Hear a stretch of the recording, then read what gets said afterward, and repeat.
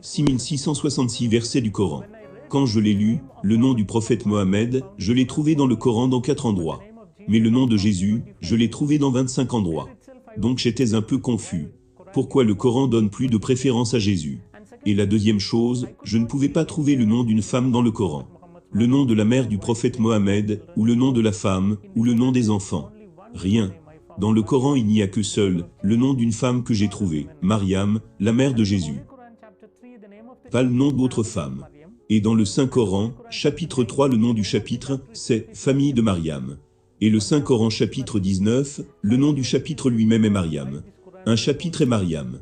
Donc j'étais très curieux pour savoir pourquoi ce Coran dit toutes ces choses.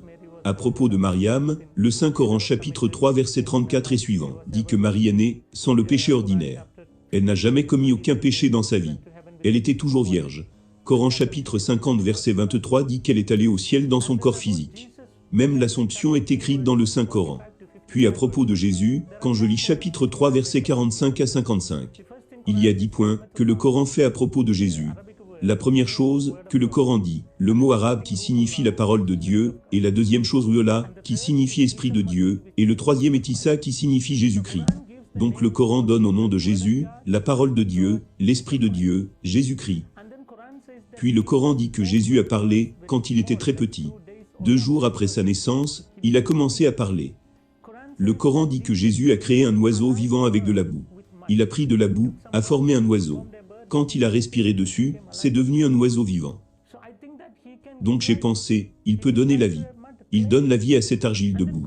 Et puis le Coran dit que Jésus a guéri un homme né aveugle, et un homme avec la lèpre, etc. Curieusement, le Coran dit que Jésus donne la vie aux morts. Jésus est allé au ciel. Il est toujours vivant, et il reviendra. Quand j'ai vu toutes ces choses dans le Coran, ma pensée était que dit le Coran à propos de Mohammed.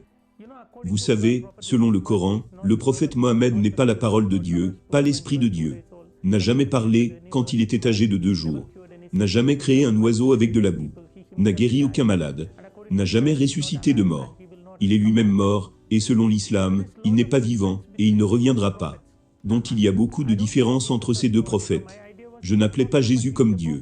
Vous savez que mon idée était qu'il était un prophète, mais il est un prophète plus grand que Mohammed. Donc un jour je suis allé voir mon professeur, celui qui m'a enseigné pendant 10 ans au collège arabe, et je lui ai demandé, « Professeur, comment Dieu a créé l'univers ?» Et il a dit que Dieu a créé l'univers par la parole. Par la parole. Puis ma question fut, la parole est créateur ou création? Clairement. Ma question est, la parole de Dieu est créateur ou création? Le Coran dit que Jésus est la parole de Dieu. Si mon professeur répond que la parole de Dieu est créateur, cela signifie que Jésus est créateur. Donc les musulmans devraient devenir chrétiens. Supposons qu'ils répondent que la parole est création, il sera piégé. Vous savez pourquoi? Il a dit que toutes choses furent créées par la parole.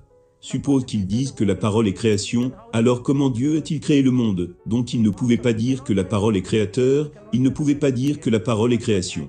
Donc il fut assez en colère, il m'a poussé hors de la salle et a dit, la parole n'est pas le créateur, ni la création. Sors d'ici. Ils disent que la parole est création. Ils essaient de prouver. Ils disent que la parole n'est pas le créateur, n'est pas la création. Mais pas Dieu, pas Dieu. Pas le créateur, pas la création. Donc pas Dieu, et également pas la création. Aussi qu'ils ne sont pas égaux avec Dieu, c'est tout leur problème. Donc quand il a dit ça, j'ai dit à mon professeur, la parole n'est pas le créateur, pas la création, c'est pourquoi les chrétiens disent que la parole est fils de Dieu. Puis il m'a dit, s'il y avait un fils pour Dieu, je dois lui montrer la femme de Dieu. Sans aucune femme, aucune chance d'avoir un fils. Alors j'ai montré une partie du Coran. Le Coran dit que Dieu peut voir sans les yeux. Dieu peut parler sans la langue. Dieu peut entendre sans les oreilles. C'est écrit dans le Coran, j'ai dit, si c'est le cas, il peut avoir un fils sans une femme. Donc là nous avons eu une énorme argumentation. J'ai pris mon Coran, je l'ai gardé sur ma poitrine, et j'ai dit, Allah, dis-moi ce que je devrais faire, parce que ton Coran dit que Jésus est toujours vivant, et que Mohammed n'est plus. Dis-moi qui devrais-je accepter? Après ma prière j'ai ouvert le Coran. Quand j'ai ouvert le Coran, j'ai vu le chapitre 10 verset 94. Vous savez ce que dit le Coran?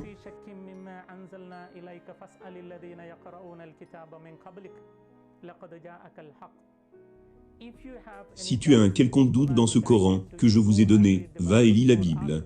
Ou demande aux gens, à ceux qui lisent la Bible. La vérité est déjà révélée. Donc